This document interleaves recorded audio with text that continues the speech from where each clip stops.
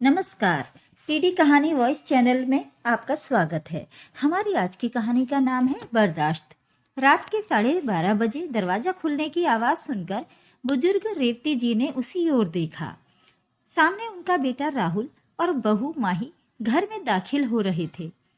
ये क्या लगा रखा है तुम दोनों ने? हर रोज देर रात पार्टी से लौटना।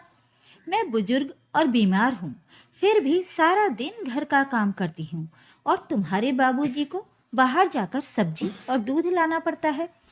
कभी कभार होता तो समझ में आता, मगर तुम दोनों ने तो हद ही कर दी। थोड़ी तो शर्म करो तुम दोनों। राहुल ने पहले माँ की ओर घूर कर देखा, फिर अपनी पत्नी माही की ओर, जिसका चेहरा भी गुस्से से तमतमाया हुआ था। सुबह बात करते हैं माँ। इतना कहकर राहुल माही को लेकर अपने कमरे में चला गया। अंदर कमरे से बेटे और बहू की बड़बड़ाने की आवाजें आ रही थीं। अब जीना हराम हो चुका है। अब और बर्दाश्त नहीं कर सकते, कुछ करना पड़ेगा। पानी सिर से ऊपर हो चुका है। अपने कमरे के दरवाजे पर खड़े राजेश बाबू के कानों में ये शब्द पड़े तो वो गुस्से में रेवती जी की ओर देखकर कहने लगे, अब कहो, तुम हमेशा कहती थी कि बच्चे हैं, आज नहीं तो कल समझ जाएंगे, लेकिन अब बहुत हो गया। मैं अब तुम्हारी एक नहीं सुनूंगा। बीमारी का इलाज वक्त पर ना हो तो वो नासूर बन जाती है। आप सही कह रहे हैं राजेश जी। मैं ही हमेशा सोचती थी कि सुधर जाएंगे, लेकिन अब और बर्दाश्त नहीं होता। अब आप ही कुछ कीजिए।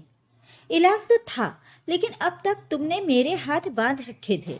खैर, अब इस बीमारी का इलाज कल ही कर दूंगा। बस तुम पिघलना मत। अगर स्वाभिमान और सम्मान के साथ अपनी आखिरी सांसें लेना चाहती हो तो मेरे फैसले में साथ देना। राजेश बाबू कुर्सी पर बैठे सुबह होने का इंतजार करने लगे। सुबह होते ही राजेश बाबू ने बेटे राहुल और बहू माही को अपने कमरे में बुलाया। माँ, हमें क्यों बुलाया आपने?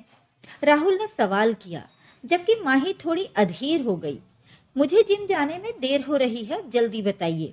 बस थोड़ी देर बेटा। राजेश बाबू उठे और लॉकर से एक फाइल निकालते हुए बोले, फिर कुर्सी पर बैठकर चश्मा लगाकर कागज पढ़ने लगे। ये कोर्ट के एग्रीमेंट पेपर है राहुल। तुम्हें याद होगा, जब तुमने अपने 18वें जन्मदिन पर सबसे महंगी बाइक मांगी थी, तब मैंने तुमसे ये पेपर साइन करवाए थे। क्या लिखा है इनमें? माही अब सतर्क हो गई थी, जबकि राहुल सोच में पड़ गया। इनमें साफ लिखा है कि आजीवन राहुल को अपने माँ बाप की देखभाल प्यार और सम्मान के साथ करनी होगी, और शादी के बाद उसकी पत्नी को भी। अगर किसी भी परिस्थिति में तुम दोनों अपनी जिम्मेदारी से मुंह मोड़ते हो तो इस घर और हमारी संपत्ति पर तुम्हारा कोई अधिकार नहीं रहेगा। और इतना ही नहीं, तुम्हें डॉक्टर बनाने में जो लाखों रुपए खर्च हुए, वो भी तुम्हें ब्याज समेत चुकाने होंगे। अगर तुम यहाँ से जाना चाहते हो तो जा सकते हो।